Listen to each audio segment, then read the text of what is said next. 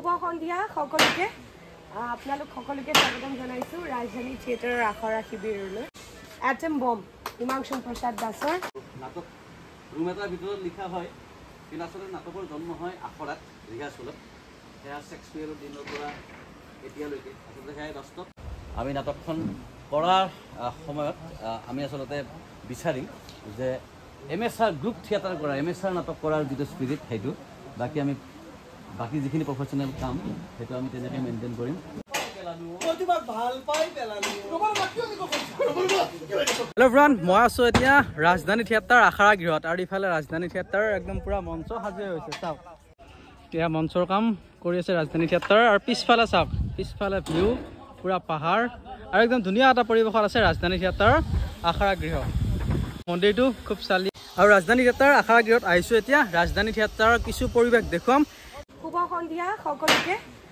আপোনালোক সকলোকে স্বাগতম জনাইছো ৰাজধানী থিয়েটাৰৰ আখৰা শিবিৰলৈ আৰু ইতিমধ্যে সকলো অৱগত যে আমি এখন নাটক আমাৰ প্ৰস্তুত হৈ উঠিছে আজি আমি এখন নতুন নাটক আমি আখৰা আৰম্ভ কৰিবলৈ ওলাইছোঁ আৰু সেই নাটকখনৰ নাম হৈছে এটম বম হিমাংশু প্ৰসাদ দাসৰ এটম বম আজিৰ পৰা আমি আৰম্ভ কৰিম আখৰা গতিকে আমি এটম বমৰ যি জন্মদাতা লগতে পৰিচালক হিমাংশু প্ৰসাদ দাসৰ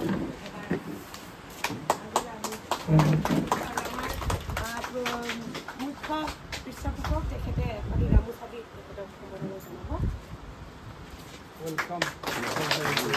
হিমাংশু প্ৰসাদ দাসক স্বাগতম জনাইছোঁ আখৰা গৃহলৈ আৰু আমাৰ সমূহ ৰাজধানী থিয়েটাৰৰ পৰিয়ালৰ তৰফৰ পৰা আপোনালৈ বহুত বহুত শুভেচ্ছা আৰু শুভকামনা জ্ঞাপন কৰিলোঁ আৰু দুআষাৰ ক'বলৈ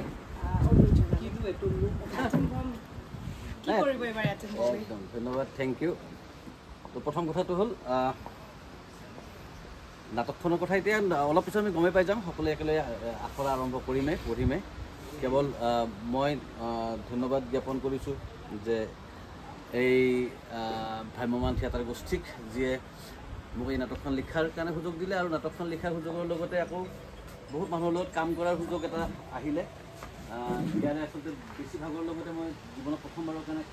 কাম দেখিছোঁ বহুদিন আগৰ পৰাই কাম চাইছোঁ কিন্তু নিজে একেলগে কৰা নাই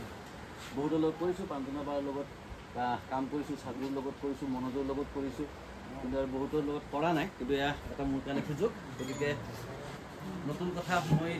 এটা নতুন কথা ইয়াত শিকিব পাৰিম আৰু এটা কথাই কেৱল ক'ব পাৰিম যে এই নাটকখন ভ্ৰাম্যমান থিয়েটাৰৰ যিটো এটা ব্যৱসায়িক এটা প্ৰতিষ্ঠান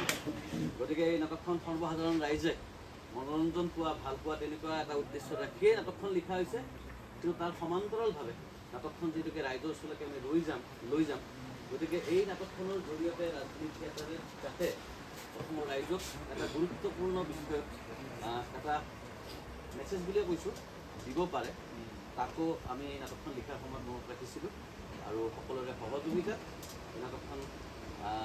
আমি সফলভাৱে মঞ্চস্থ কৰিব পাৰিম বুলি মোৰ বিশ্বাস আৰু নাটক ৰুম এটাৰ ভিতৰত লিখা হয় কিন্তু আচলতে নাটকৰ জন্ম হয় আখৰাত ৰিহাৰ্চলত সেয়া শেক্সপিয়াৰৰ দিনৰ পৰা এতিয়ালৈকে আচলতে সেয়াই বাস্তৱ ইয়াত অভিনেতা অভিনেত্ৰীসকলে যেতিয়া সংলাপবিলাক মাতিব আমি মঞ্চত যেতিয়া আখৰা কৰিম তেতিয়াহে আচলতে নাটকখনে আচল পূৰ্ণতা পায় জীৱন পাবলৈ আৰম্ভ কৰে বন্ধ ৰুম এটাৰ ভিতৰত অকলে লিখা কেইটামান শব্দ নাটক হয় বুলি মই নাভাবোঁ এটা গ্ৰুপ ৱৰ্ক গতিকে মই বিচাৰিম সকলোৱে আলাপ আলোচনাৰ মাজেৰে মত অমতৰ মাজেৰে আমি নাটকখন এখন সফল নাটক হিচাপে গঢ়ি তুলিবলৈ যৎপৰোনাস্তি চেষ্টা কৰিম ইমানখিনি ধন্যবাদ আমি লগে পাইছোঁ MSRৰ মঞ্চৰে আচলতে সকলোৱে অভিনয় যাত্ৰা আৰম্ভ কৰোঁ নিজৰ নিজৰ অঞ্চলত তো আমি মোবাইল থিয়েটাৰ কৰি আছোঁ ভ্ৰাম্যমান থিয়েটাৰ কৰি আছোঁ আমাৰ সেইটোৱেই স্পিৰিট কিন্তু আমি নাটকখন কৰাৰ সময়ত আমি আচলতে বিচাৰিম যে MSR গ্ৰুপ থিয়েটাৰ কৰা MSR নাটক কৰাৰ যিটো স্পিৰিট সেইটো বাকি যিখিনি প্ৰফেশ্যনেল কাম সেইটো আমি তেনেকৈ মেইনটেইন কৰিম আৰু সকলোৰে পৰা সহায় সহযোগিতা পাম বুলি আমি নাটকৰ পাঠ আৰম্ভ কৰিম একদম থেংক ইউ ধন্যবাদ